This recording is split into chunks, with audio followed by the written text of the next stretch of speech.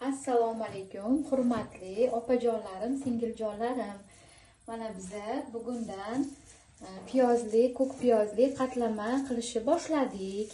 Mana strichlangan, muzlagan holatda qatlamamiz. Tovamiz ozgina pastroq olov bilan qizib turibdi. Tovamiz maslaga hozir qatlama qovurish texnikasini o'rgatmoqchiman.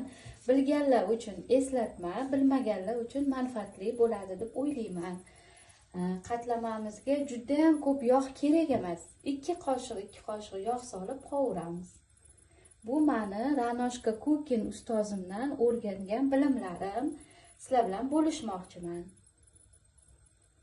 Mana muzlagan holatda qatlamalar. Muzlagan holatda.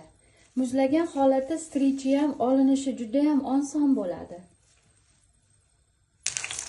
Yog'ini juda ham ko'p qilsak, me'daga tegadigan bo'lib qovuriladi qatlamamiz.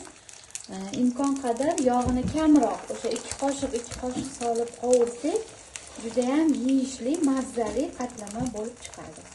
Pastroq olovda birdaniga baland qilib bermaymiz, chunki qatlamamizning ichlari yaxshi pishmay qolishi mumkin. Mana qatlamamiz pishni bo'lib, juda ham chiroyli pishyapti.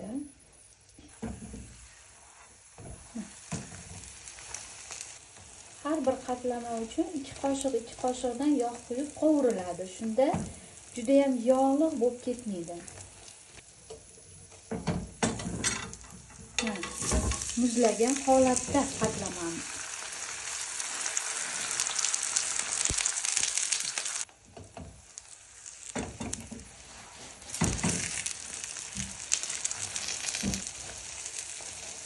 Mana qatlamamiz yog'siz, juda ham chiroyli, yog'siz pishdi.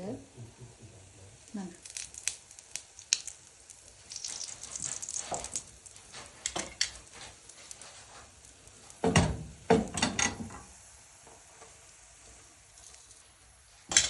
mana sizlarga ko'rsatdik. Mana juda ham chiroyli, yog'siz qatlamalar pishib chiqdi.